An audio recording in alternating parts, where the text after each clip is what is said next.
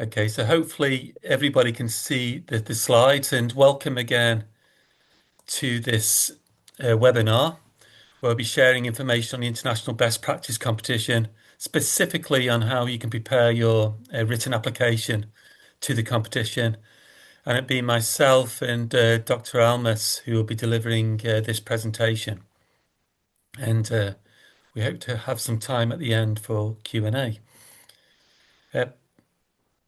Yeah, so I am Dr. Robbie Mann. So I've been chairing the International Best Practice Competition since 2012.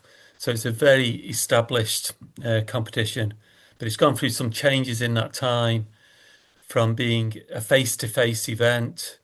But ever since COVID, it's been a virtual event, which has actually worked to our advantage because it enables us to have more participants from all around the world. And so what we'll do in this webinar is provide a bit of background to the competition. And then, as I say, we'll focus on how to prepare a written application because we want everybody in this session to apply to the competition because it's a fantastic event, very different than other awards. It enables you to learn from other best practices as well as gain recognition for your great work. So bit of background here, or let's start with the organisers. So the organisers are the Centre for Organisational Excellence Research, the BPR.com, and the Global Benchmarking Network.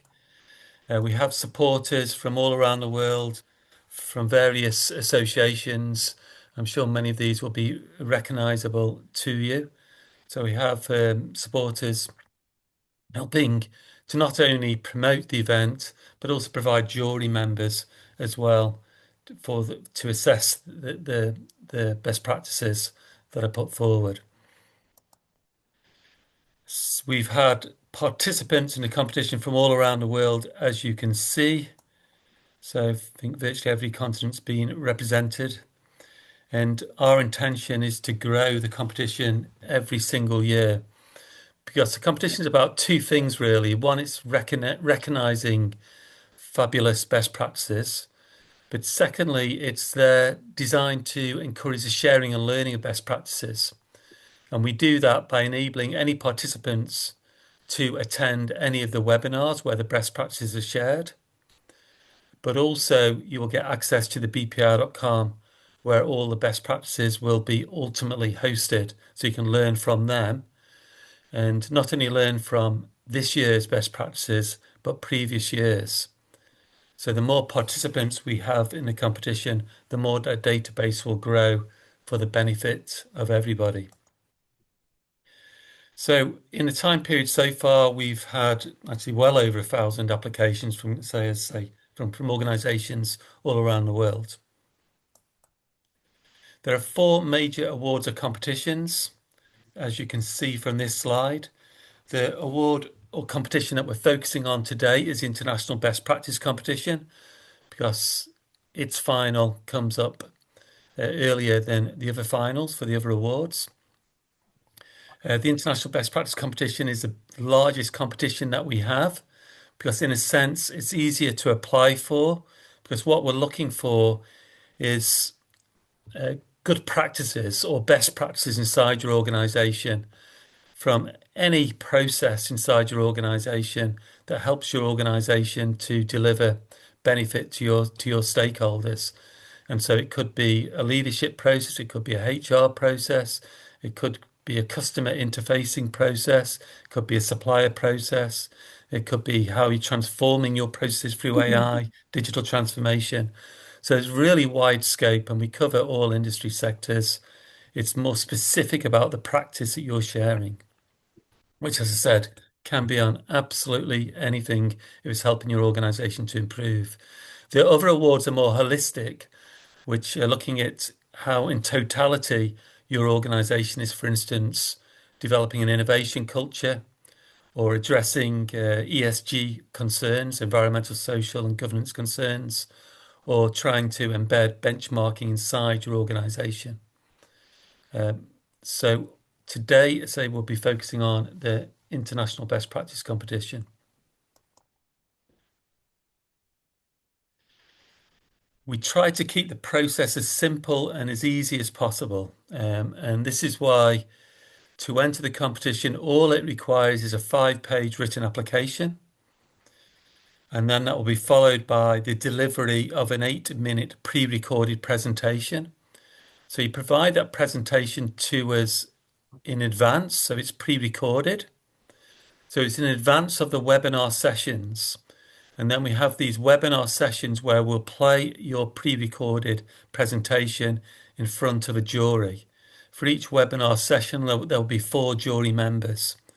And the 4 jury members will be assessing your written application, your pre-recorded presentation, and then there will be a live Q&A session within that webinar where they'll be able to ask you questions about your best practice. And that Q&A session is 10 minutes that follows each presentation of a best practice. In those webinars, we have between 5 to 7 best practices per webinar. So each webinar is approximately an hour and a half to 2 hours long. And I say those webinars include sharing your presentation, followed directly afterwards with a Q&A session with your team. And it's pre-recorded just to ensure that there's no overrun of that session. And it also enables you to perfect the presentation before it is shown to the jury. And the best practices are assessed against these 6 criteria. So these 6 criteria are the methodology we use to distinguish whether you have inside your organization a best practice or not. And we allocate the best practices a star rating dependent on how the jury consider the best practice in comparison with practices that they believe would achieve world-class performance. So these are the 6 criteria. Number 1, you would need to describe clearly your best practice. And so really, if it's not described clearly, then the jury are going to have a difficulty in assessing it. So really, the first part of the application ensures that you're clearly communicating what your best practice is and its scope and the purpose of it and why you think it is a best practice, because that becomes a foundation really of your whole application. After that, they look at the level of deployment of the best practice, the level of innovation, the results you've achieved for it, any other evidence it is a best practice, therefore whether you benchmarked your practice against others or already achieved some peer recognition, and then also looking at how you review and sustain that best practice and what plans you have for the future. And we'll go into those criteria in more depth later on. So the recognition that you'll obtain from participating in the competition is shown on this slide. It is called the International Best Practice Competition. So we're encouraging your organizations to ultimately strive to have many international best practices inside your organization. So the more international best practices you have inside your organization, then the more likely you are moving towards becoming a world-class organization. So this is really the nature of the competition, is helping you on your journey to excellence and delivering value to your stakeholders. To be considered an international best practice, you need to achieve 5 stars recognition or above. And what that basically means, if you achieve 5 stars, is that the jury considers that your best practice would be of interest to other organizations in other countries. And with the pinnacle achievement being 7 stars, where this is sort of a mind-blowing best practice that the jury members think every organization should have a look at. There's something really special about it. But I think ultimately, for most organizations, you should be striving to get as many best practices 5 stars and above. To be honest, though, 4 stars is still a commendable achievement. 4 stars is at a national level. This is saying the jury members believe this is would be of interest to other organisations in your country, but not quite at the level of being of interest to organisations from other countries around the world. 3 stars as well is a commendable achievement. It means it's a strong practice, it's delivering value, but it's not a standout practice from an international perspective. And 2 stars shows competence with your best practice, and 1 stars obviously means there's opportunities for improvement. To support this whole process, we have jury members from around the world. And so for each webinar session, there'll be 4 jury members who assesses your written application, your presentation, and asks you questions about your best practice. So the recognitions that we provide is shown here. The most important recognition is the evaluation against a 7-star system, with 7 stars being the pinnacle achievement. But then we also give recognition for various categories of excellence. And we have 21 categories of excellence. And there we give additional recognition to the best practice that achieve the highest star rating for that particular category. But you must have achieved at least 5 stars. So sometimes a win of a category can be 5 or 6 stars, not necessarily 7 stars. But it's still a tremendous achievement if you've outperformed all of the best practices for that particular category. We also give special recognition to the highest star rating for an SME. We also give recognition to those organisations that submit many best practices and have achieved the most best practices that have achieved 4 stars, 5 stars, 6 stars, and 7 stars. And we also give an honour of distinction for organisations that have had 3 or more best practices of 5 stars and above. So there's plenty of opportunities for recognition. And these are the 21 categories where we group the best practices in, and generally the webinars are designed around these categories. So this is why they're a valuable tool for learning the webinars, because there'll be similar best practices in the same webinar, and you'll be able to really benchmark your own best practice against the other ones shown. So this is the timeline that we're running to.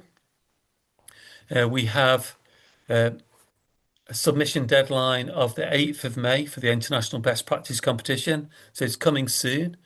But don't be daunted by that. I say it's only a 5-page written application. Even if you're struggling for time, your written application does not need to be perfect at this time, because we have some expert assessors who will give you feedback on your written application before it's seen by the jury. And you have an opportunity to improve your written application based on the feedback of our assessors before the jury look at it. So this is why I say don't be daunted by the timeline. Ultimately, your written applications need to be finalised before the presentation stage of the competition. And the presentation stage of the competition is from 17th of June to the 27th of July. There's likely to be over 20 webinars across that whole period, covering all those 21 categories. And we can only determine a schedule once we receive all the applications. The schedule of presentations is normally announced in late May. And everybody will deliver a presentation, be assessed by the jury, and those considered to be the strongest best practices will then qualify to a final, and the final will be held on the 18th, 19th, and 20th of August. So there'll be another set of webinars for those who qualify for the final, and they'll be assessed by another set of jury members before we can announce those best practices that achieve 7 stars, and those best practices then which achieve the various recognition at the category awards, etc. And we can also then send out the certificates to all organisations participating, giving you all your star ratings. So every best practice gets a star rating. As well as having the International Best Practice Competition, we have the other awards. So you can see the timelines of those below. So we actually have an early bird timeline of the 8th of May for the other awards. But actually the final deadline for applying for the other awards will be, I think it's the 15th or the 17th of July. And obviously you can see the finals later, etc. All the information you can find on our website. I think really I've highlighted the benefits of the competition. It's not just about achieving awards and recognition. It's a fabulous opportunity for learning from other organisations. It's highly motivational because you see the build up all the way through of organisations participating, sharing their best practices, then we announce the finalists, and then you get the recognition. But as well as all that, you will get feedback, say from our expert assessors as well, and not only in terms of your written application, but we can also provide feedback as well to the finalists on how to improve the presentation before they deliver the presentation in the final. So please do enjoy the experience. All participants will be given complimentary access to the bpi.com. This is where the best practices will ultimately be hosted. You'll all get verified badges and certificates, and they all look quite beautiful, very well designed, I think, and that you can then display them in your social media. And what I'll do now is hand over to Dr. Almes to explain how to prepare your written application. Dr. Almes?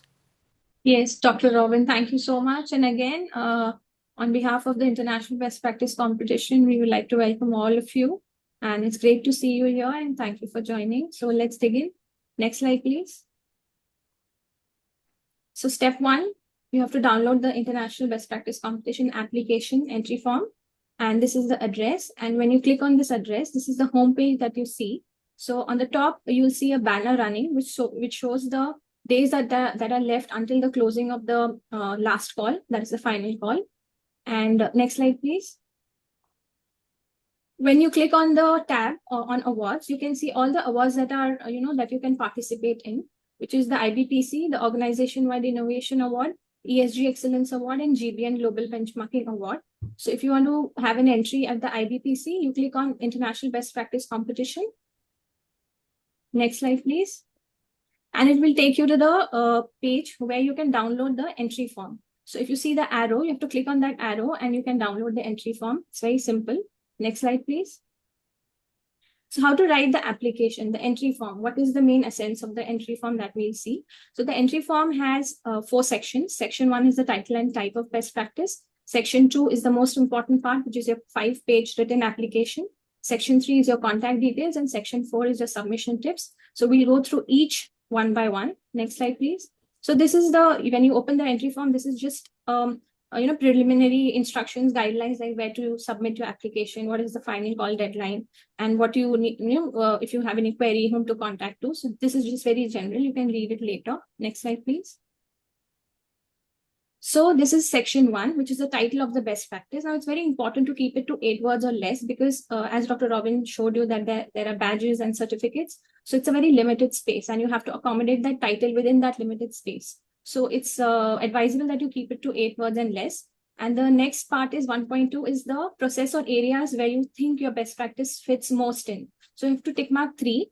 Don't get too, worried or panicky about it that, it should be perfect. No. The entire final decision lies upon the IBPC committee. It's just that you need to be placed in the respective webinars or the sessions, the 21 or plus sessions that we'll be having. So just for operation purposes, you have to just click on any 3 for now. Next slide, please.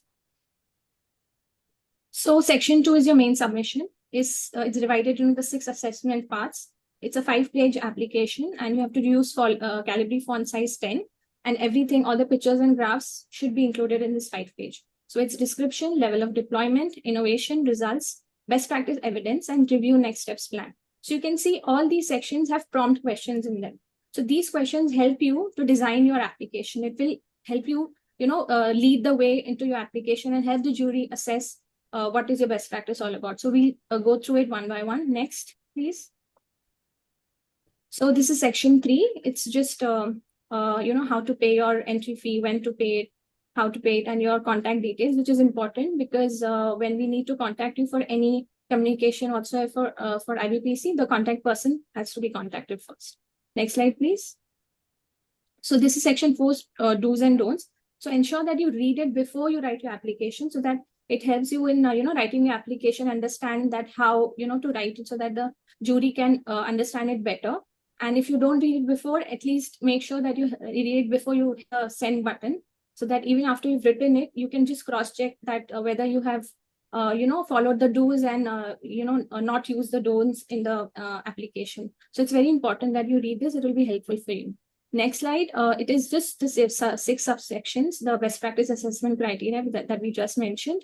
Next slide, please. So we're talking about section 2. So basically, before digging into each assessment criteria, we just look at the broader, general level guidelines on how to write your application. So as we said, 5-page and calibri font size 10. Allow each. Now, how do you fit in all the information within 5 pages?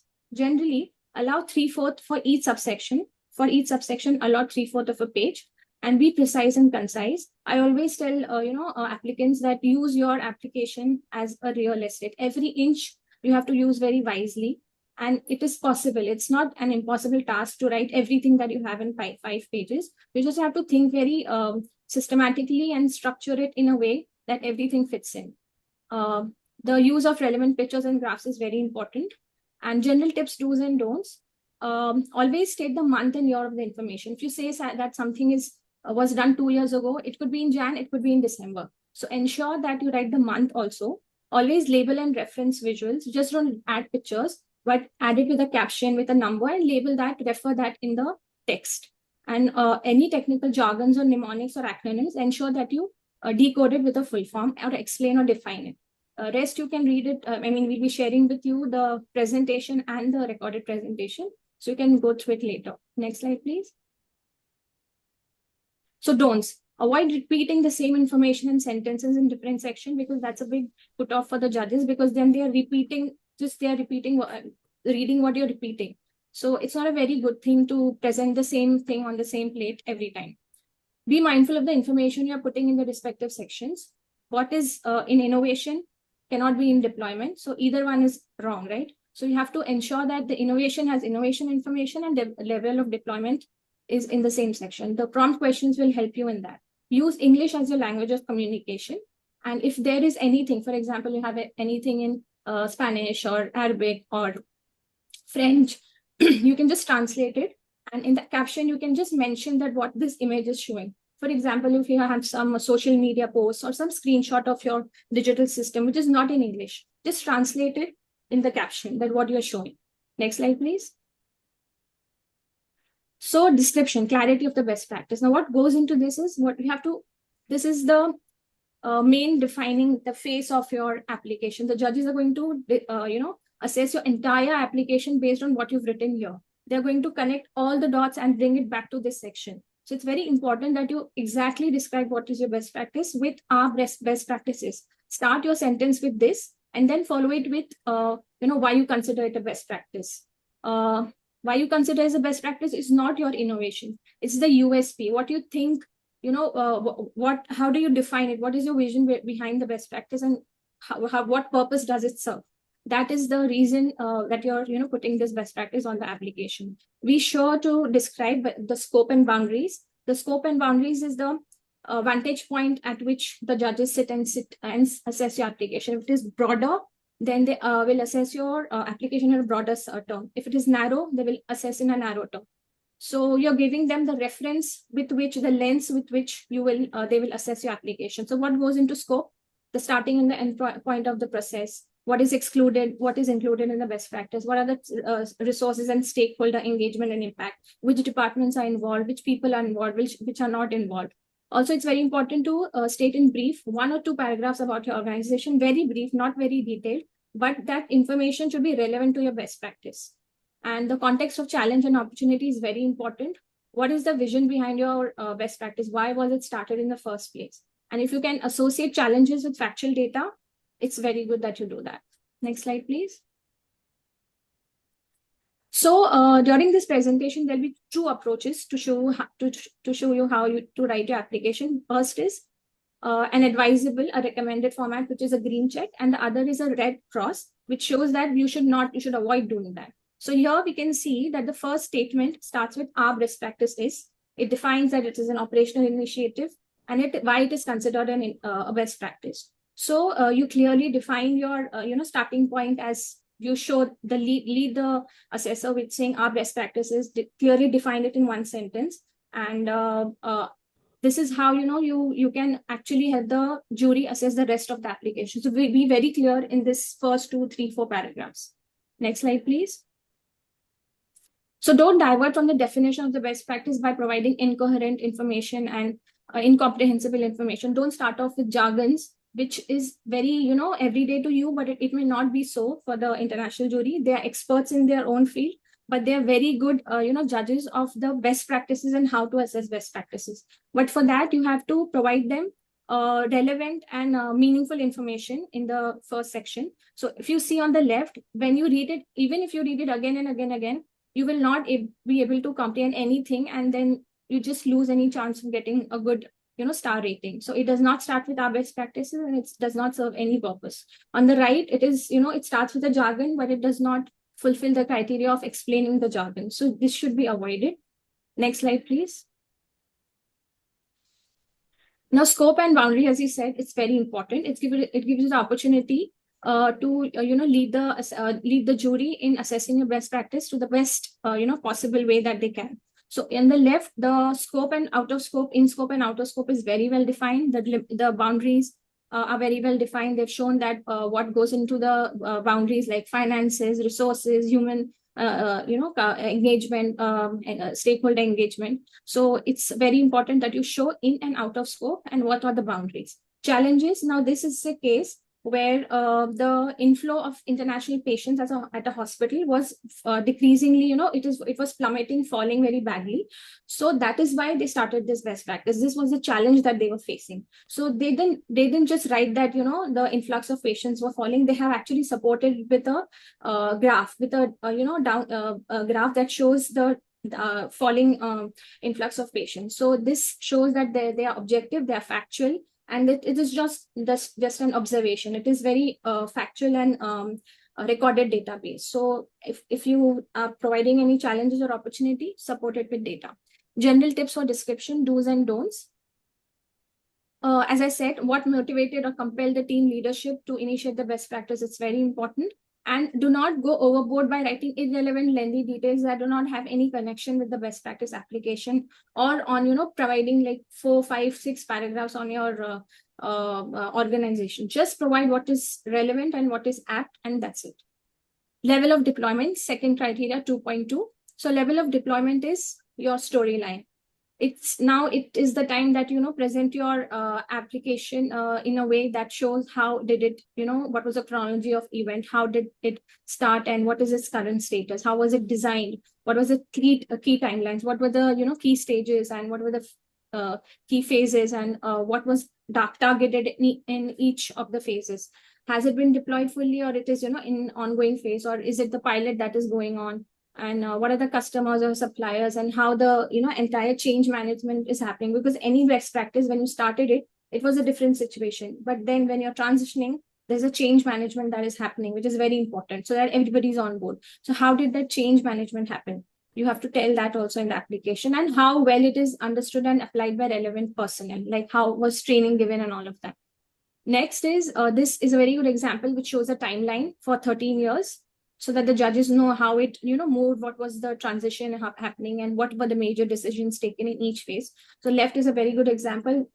When you see on the right, it is too much of information. The judges really have to go back and forth and read in the paragraphs and see which month they are talking about and what happened in which year. So it is a very tedious task for the judges to read it, and it takes a lot of time to put everything together. So make it as easy as possible for the judges to assess your deployment process. Next slide, please. So use tables. Dr. Robin, can you go back, please? Yeah. So how do you, for the timeline, it's you can use process flow diagrams, and you can use illustrations also. For example, for example, if you are talking about a framework, you can show the framework and also design a timeline around it, that how this framework was designed over time. So process flow diagrams and timeline charts is a very good way of depicting the milestones. Next slide, please. Thank you. So this is a good example on the left, which shows the phases, timelines, the modules released, focus groups, and actually how was the entire organization together in one direction. So it shows exactly what is happening in the organization. The left example shows the phases, how it was deployed, when it was deployed, extent of deployment, and outcomes of each phase. So clear communication with phase-wise timeframes, key decisions, and actions it's a very good approach to show the storyline, your storytelling. Next slide, please. So if you have a technical, best practice, that's very good. And if you provide a diagram, that is also very good. But then you have to explain those diagrams, because if I saw it for the first time, I will only see barrels and funnels. I will not understand anything because I'm not from that industry. But if you explain it to me, I'll understand it. So precise labels and directional arrows a very good approach and highlight the areas. So it's a big, big diagram. So if you want the jury to focus on certain parts, add arrows to it. And, don't make it so difficult for the jury that they have to go to Google and understand your process, So make it very logical, systematic, and well-structured. And the jury are extremely intelligent. They will understand your process if you explain it well. Next slide, please. So this is one example. I'm not from this IT industry, but I understood what this, what this entire thing is about, what this diagram is about. It is about how raw data travels from the source to the decision-making systems in a controlled and secure way. So even if I'm not from this industry, I will understand it. So add diagrams, add process flowcharts, but then explain them as well. Next slide, please. This is a good example that shows how the resources were used. So it's a clear change management process, but the initiatives undertaken, what awareness initiatives were added, how was social media and general media involved, how was the training, how were the staff trained, how was the engagement done. So, all the resources that were involved is in this page, and it gives a very good idea of who all were on board and how they were on board. Next slide, please. So avoid generic blanket statements that do not provide any information. If you read on the left, it's just empty information. It is not giving you any idea about it. It's very generic. Anybody can say the initiative was carefully planned to align with organization's broader digital transformation goals. But after that, nothing. So it's just empty, writing without any information. So ensure that you avoid using broad, superficial, generic statements, and be very clear and precise, and pinpoint what exactly you did in your deployment. Next slide, please. General tips for deployment. You have to, if you are showing a process or a service, product or a service, don't focus on the product or service, the end product or the end service. The journey to the product and the service is what is deployment. So the judges are more interested in best practices that organizations can learn from. So when somebody else, like out from your competition, reads your application, they should exactly know how you deployed it, so that we are learning from each other, right? That's the purpose of the international best practice competition. So they're not interested in the product, but how you reach that product or the service is important. So that you have to show in deployment. Next slide, please.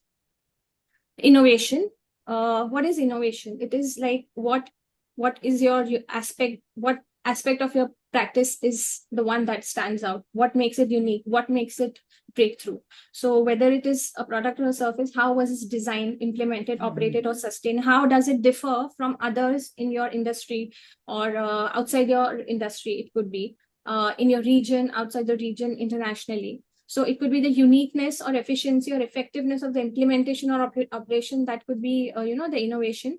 Or is it a new practice that was already in your organization, but you had some tweaks in it, or you learned from other benchmarking you benchmarked other organizations around the world, and how you adapted and made it your own, relevant to your context, relevant to your organization. So innovation is that. You don't have to have a breakthrough, or a breakthrough like avant-garde, out of this world innovation. It could be very simple that all other organizations are doing, but how are you doing it differently is innovation. Next point.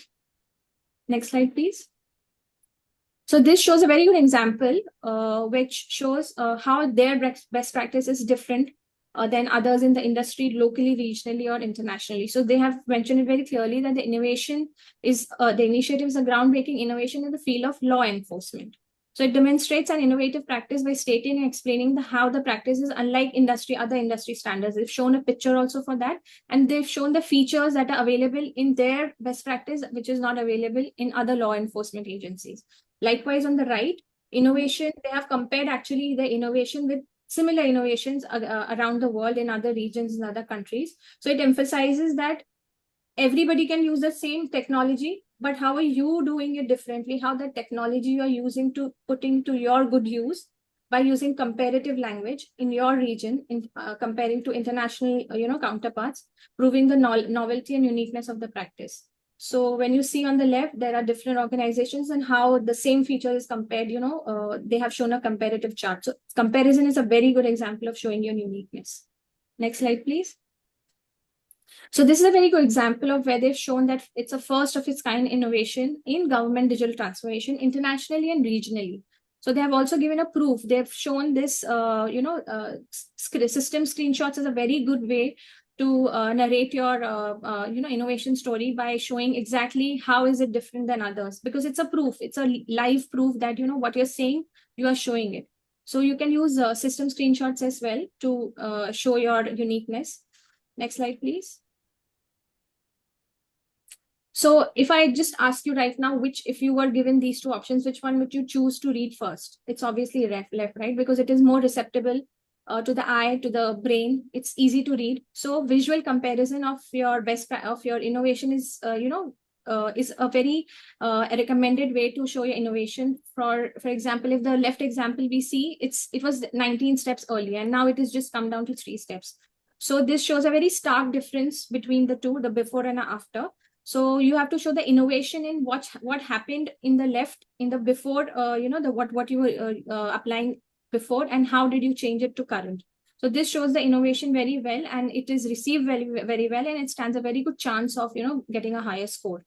So illustrations are very important, a good strategy to narrate your illustration. Whereas if you see on the right, it's too much text, and you have to actually, keep on reading and deciphering what it could be. So make it easy and not elusive, and don't let it, be on the judgment of the judges that, they could either go right or left in assessing your application. Just make it very clear and very precise and point blank that this is the innovation.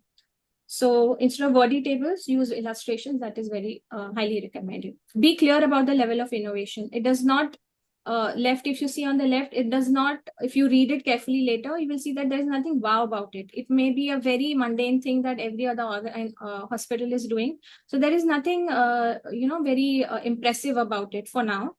They might be having it, but they have not put it on paper. So they might be having world-class best practice, but it does not reflect in the application. So you have to make everything reflect in your application. You have to write it very thoroughly.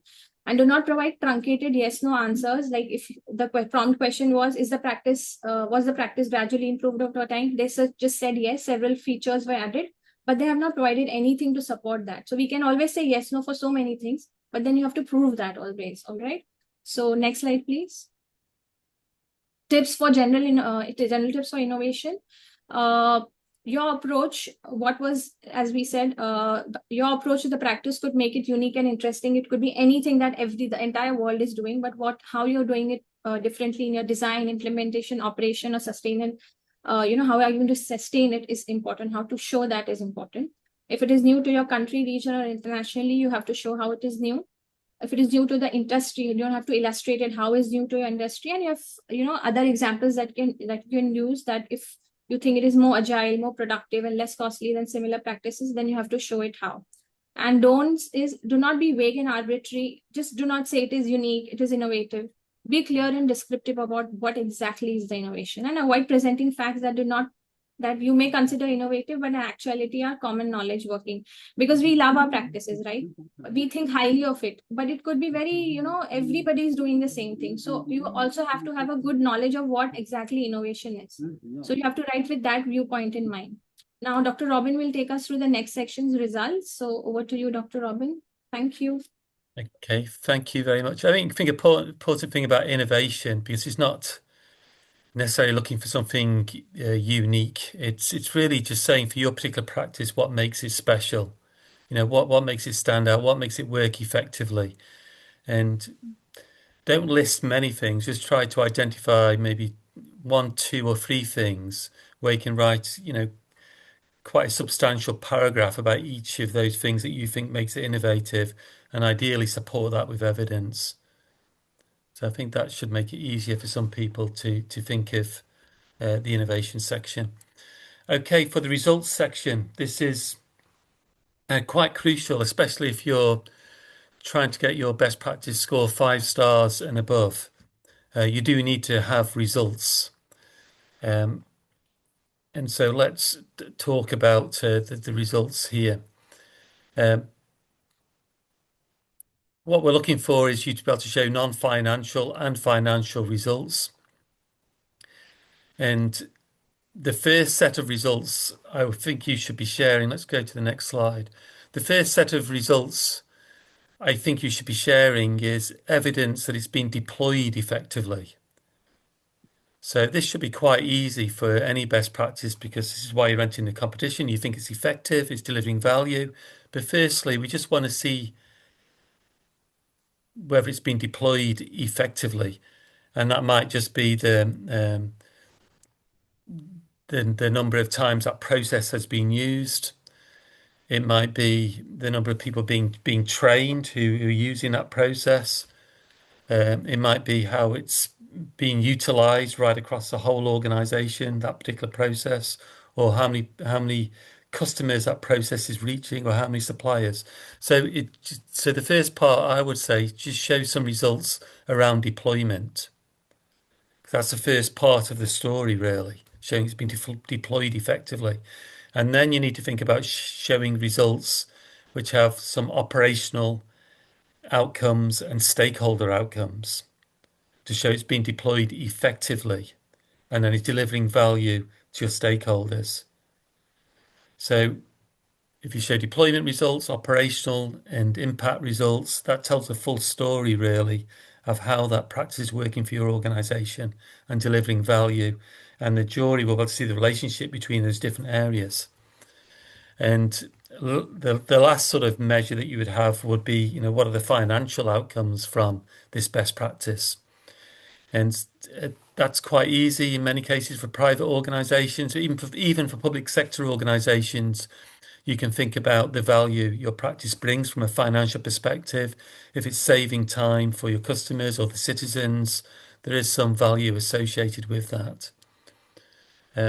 So thinking of what measures is most important and make sure they are related to your best practice. Always look back at your written description of the best practice and make sure those measures are aligned to it. I would say try and get at least one or two graphs when you write the results section to show to show your performance over time. In particular, showing your performance before you introduce a best practice and afterwards. But ideally, showing over a number of months or a number of years, dependent on when you implemented it, so that we can see sustained performance. Also, when you are showing performance, you do not necessarily need to show that performance is always increasing. It's really showing performance is measured, and if performance at some point does deteriorate or does go down, then explaining the reason why. So this is all about transparency as well when you're writing a best practice competition application. You're primarily giving the judges confidence that what you're writing is correct and represents your practice appropriately. And then you're going to get an accurate result or star rating from the jury. When the jury are a bit confused, this is when they're more likely to mark you down in the application. Okay. And obviously label graphs correctly. That's most important. So here's again good examples of one where an organization submitted graphs showing their performance before and after. There's actually the trend data there. It's difficult to understand in the top left-hand corner at first glance, but it's showing performance over a 12-month period, and it's showing using conventional lights, street lighting, upload line. what the level of electricity consumption was in the shaded bit, and then what that became after introducing the LED lights, which is substantially lower over the next 12-month period. So graphs are very important visually because they help the jury to quickly understand your level of performance. Just providing written text is not as helpful. Again, more examples showing trend data.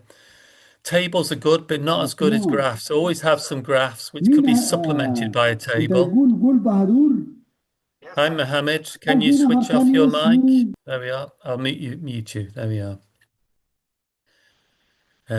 I don't understand Arabic, so I don't know what Mohammed said. I'm sure it's fantastic, but there we are. So you can see the trend graphs here. So that's good to show.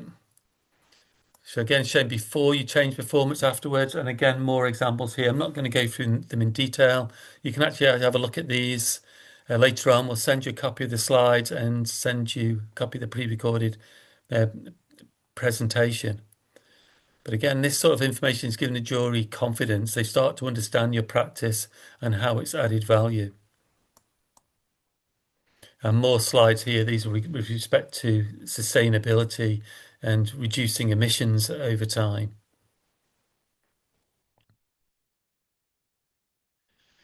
Okay, so I think you get the importance of this section. To be honest, when we've been describing these various criteria, the first section is description. It provides you the jury of an understanding of the best practice. So important. The next section is deployment. It provides a storyline behind the best practice. The sections that are the sections which are gonna get you 5 stars, 6 stars, and 7 stars are the innovation section, the results section, and then the best practice evidence section, which we're going to go to next. So this is really asking the question to you, why do you think this is the best practice, and what evidence do you have to support that? Therefore, have you benchmarked your practice against others? Have you learnt from others? Or other organisations now learning from you? Have you achieved peer recognition from your practice? Have you given presentations on your best practice at conferences? So all these are potential evidence of why it's a best practice. So again, this slide here is showing where this organisation compared their performance against others using benchmark data. And they not only did that, they could actually compare their process against a comparator process as well. This is actually with respect to responding to the COVID pandemic, and where CIHA, an organisation in Abu Dhabi, introduced COVID testing centres, and ultimately they became the benchmark. Initially, they were learning from Korea, and this is why they show their old Korean model for introducing a screening centre, and they've shown how they've improved their process with respect to the screening model. And then ultimately, they're showing how the UAE ultimately performed against other countries with respect to this area.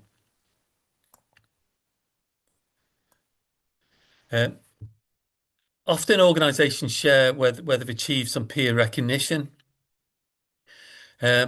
Be careful though, make sure the peer recognition is directly related to the best practice, or if it's only loosely related, explain why it is related. Because otherwise, if you just put lots of recognition in there and the jury think we can't match it to the best practice, they think you're trying to bamboozle them or confuse them to giving you a good star rating. And to be honest, it will harm your star rating. The judges, as Alma said, are very intelligent, evaluating many best practices. They don't want to be confused. They want all the information to be transparent. And even if you've not got a lot of best practice evidence when you're submitting a best practice, you can even now just look on ChatGPT or do some searches on the internet and just do some background research saying how you think you compare in your region or internationally. Or also, best practice evidence might be that it's being used in one department inside your organization, but now it's ultimately going to be used in other departments. So you've done internal benchmarking. So all this supports a best practice. Okay, I think these statements here basically reiterate what I've already said.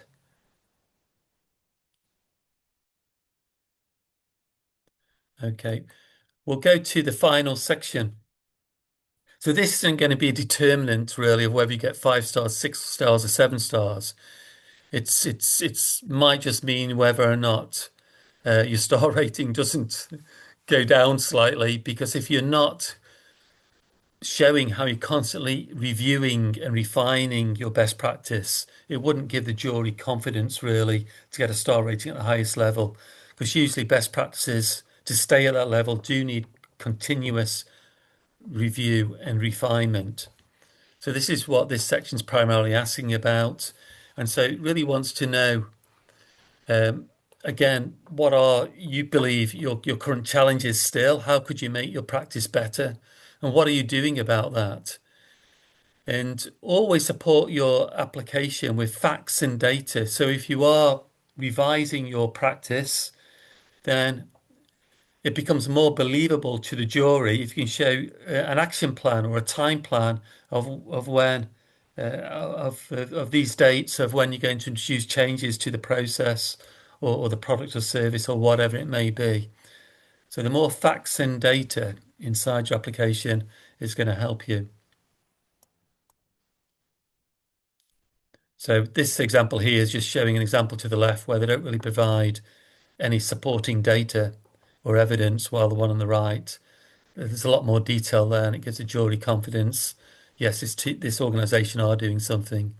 And also, the more information you provide, then it helps you with a Q&A session, because then the jury can pry into more detail.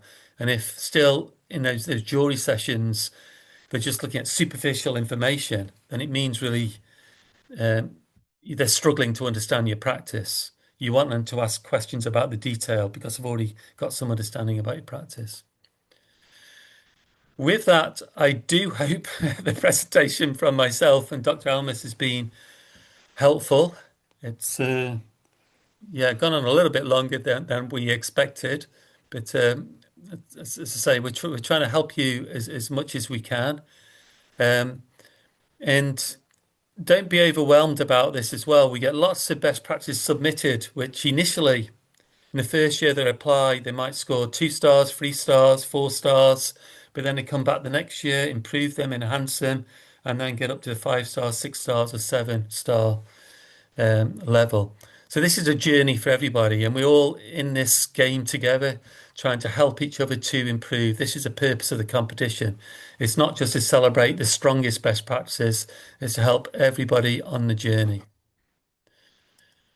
We're now open to any questions anybody may have.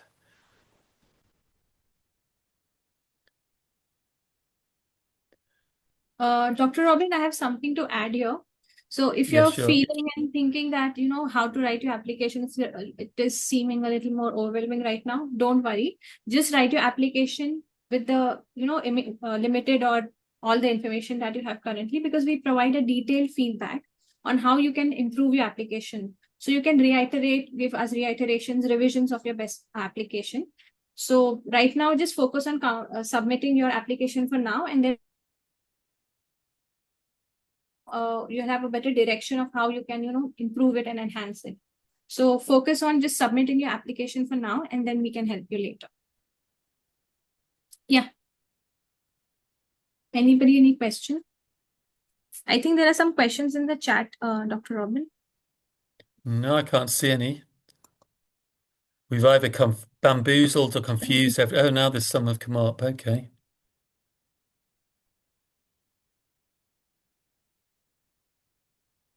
For some reason, I can't see the questions. Can you see the questions? Yes, yes. Just Nikki Campbell Allen has said that thank you so much, Dr. Robin. This was most helpful presentation. No questions yet. Hamza and Nasir has also thanked us. No questions as such. Okay, that must mean we've delivered a fantastic webinar. Everybody understands Um, everything. What if there's a question? What if I have more than one best practices? You can submit as many best practices as you want. There are some organizations that have in the past submitted 10, 12 applications as well. So there's no limit to the number of applications that you can submit. Yeah, and we said we have these Pioneer and Excellence prizes as well. So that's Yes. encouraging more best practices to be submitted.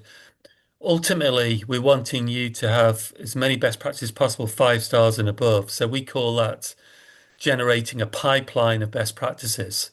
So you should really be thinking of it as organizations, how can we develop a pipeline of best practices so that you have more and more at a 5 star level and above? Yeah. And Ahmedabad is asked, how can I choose?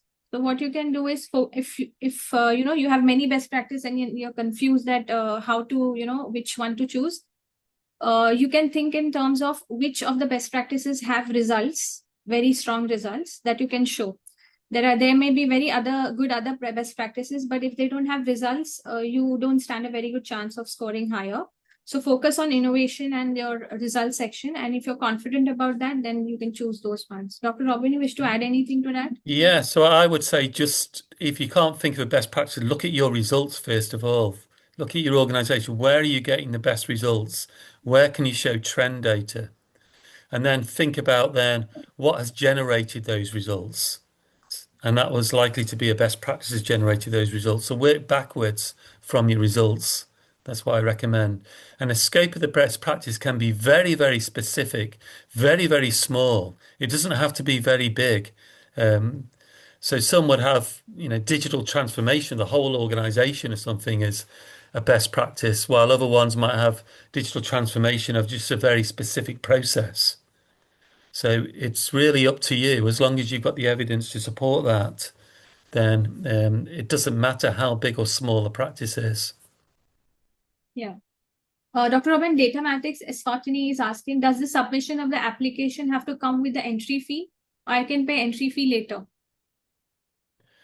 You can pay later. So if you go to the payment part of the website, then you can either select pay by credit card, which obviously would be instant, or you can select pay by bank transfer. Um, well, both you can actually delay, to be honest. I mean, as for the price that's shown, you've got to submit your application by the 8th of May, and then the payment, yeah, could follow later. Or if you can't submit your application by the 8th of May for some reason, you could submit your payment by the 8th of May and submit your application 1 or 2 weeks later. So as long as we know it's coming, that'll be fine. And then there's one more question. Can we apply it as group members? Muhammad Ali is asking. Can we apply as group members? Yeah. I don't know what that means. What does that mean? Even I was a little confused. Muhammad Ali, can you just clarify what you want to ask?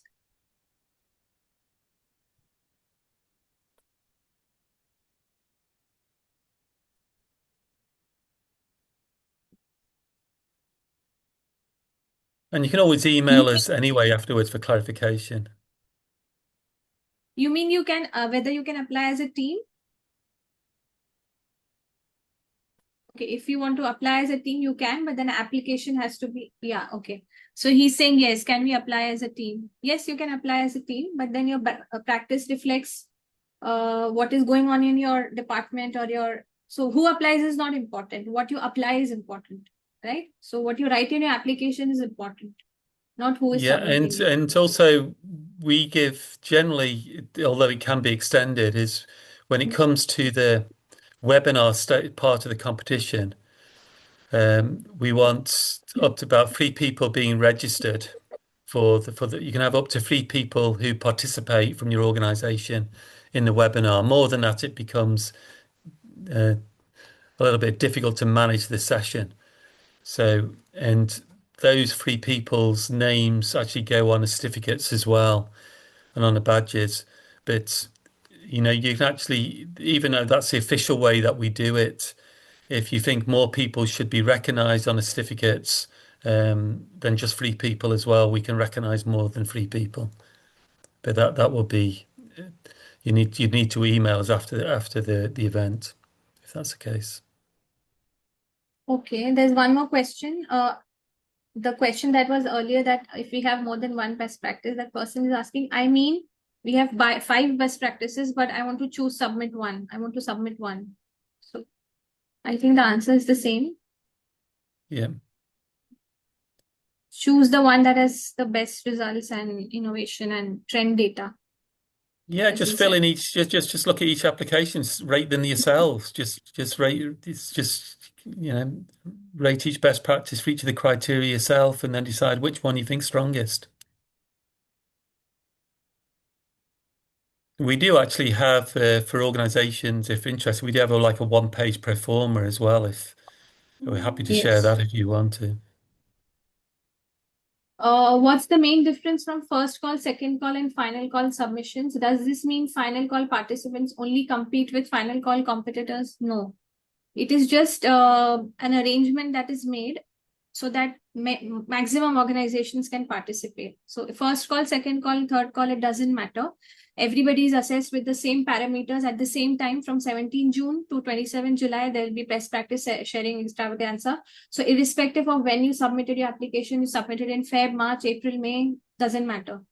The Yeah, second yeah. round will be starting in June, and that's how you're going to be assessed at the same Yeah, parameters. we have the different calls because we want to get early applications because we have an assessment team who provide written feedback helping every applicant. So we want people to apply as early as possible so we can provide the feedback to you and you can act on it. So if we get late applications, it becomes very difficult to manage them from our perspective. So we have slightly lower fees if you apply earlier. So Early bird fee. yeah, yes.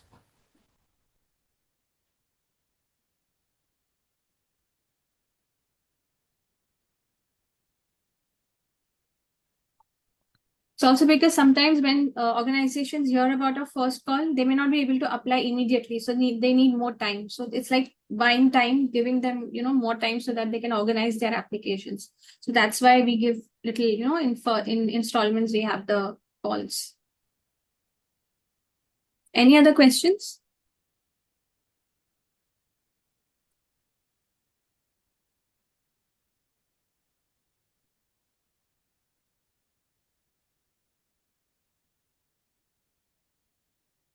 Okay, I think that's it on this.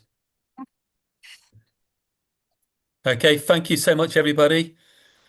Have a lovely day, and I'm going to have a lovely sleep. It's 10 o'clock at night here in New Zealand, so take care, everybody. Okay, take care. All the best, everyone. See you at the competition. Bye-bye. Okay, cheers. Bye-bye. Bye-bye. Bye. Thanks. Bye bye. Bye.